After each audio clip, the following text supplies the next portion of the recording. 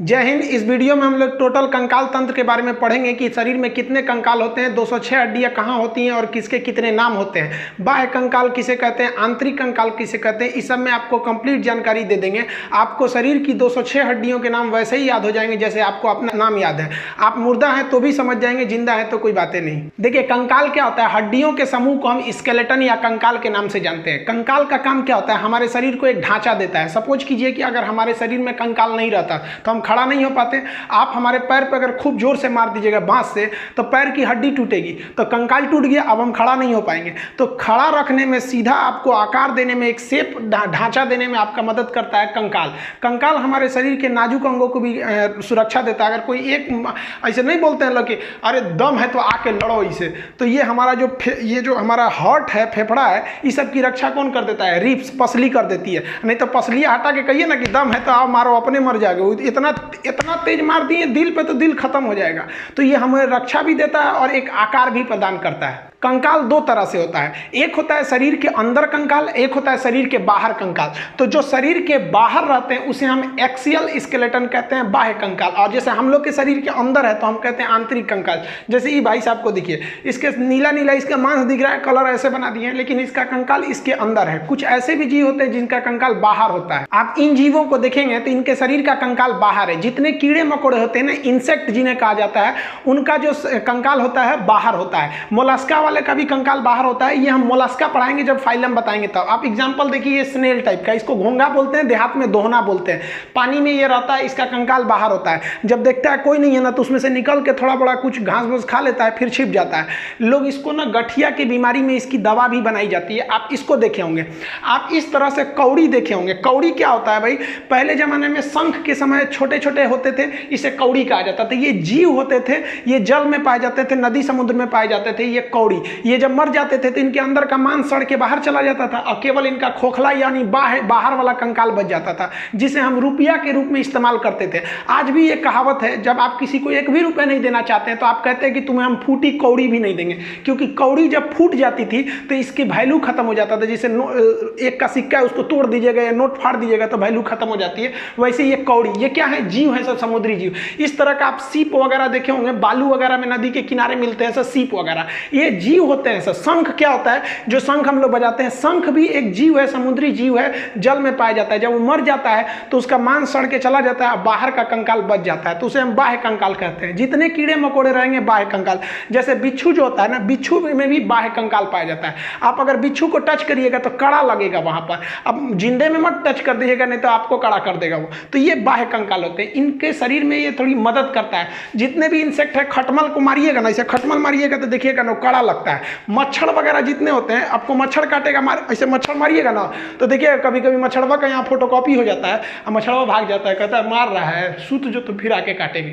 क्यों? क्योंकि उसके बाहर कंकाल होता है। लेकिन मच्छर इतना छोटा है, औकाते भर ना उसकी भी मजबूती रहेगी। क्या बुलेट प्रूफ थोड़े ना हो जाएगा, छोटा है लेकिन फिर भी उसकी रक्षा करता है।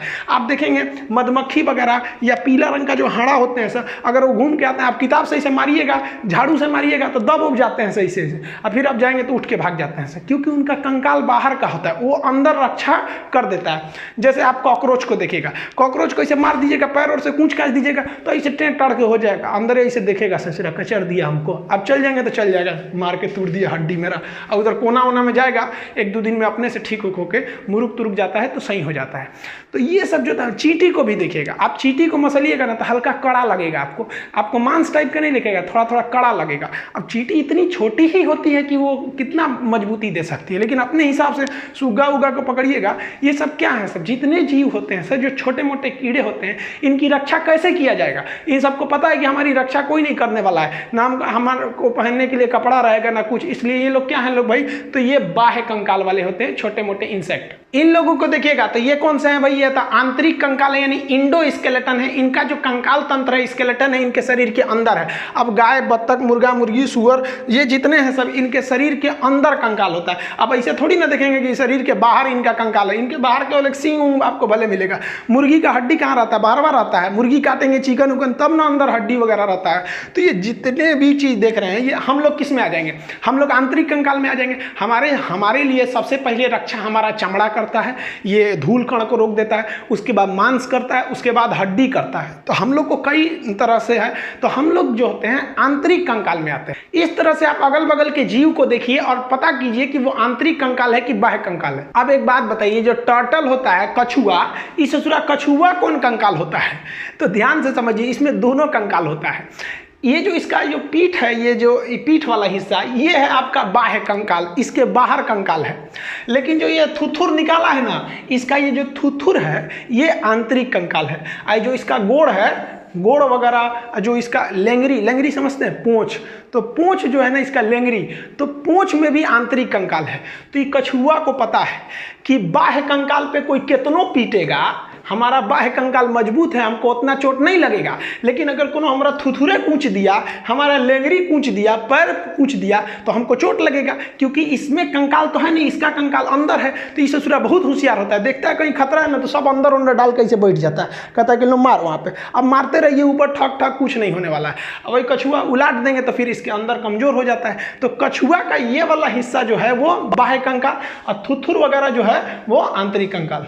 अब इस ससुरा कंकाल जो बना किससे रहता है? तो हमारा जो कंकाल बना होता है वो हड्डी का बना होता है और एक कमजोर हड्डी का बना होता है। तो हड्डी को हम बोलते हैं बोन, और कमजोर हड्डी को बोलते हैं हम लोग कार्टिलेज। उसे हम लोग कहते हैं उप अस्थि। अस्थि नहीं, अस्थि से कम है तो उसे कहते हैं उप अस्थि। जैसे राष्ट्रपति से कम रहेगा तो उप राष्ट्रपति, वैसे अस्थि यानी हड्डी से कम रहेगा तो उप अस्थि।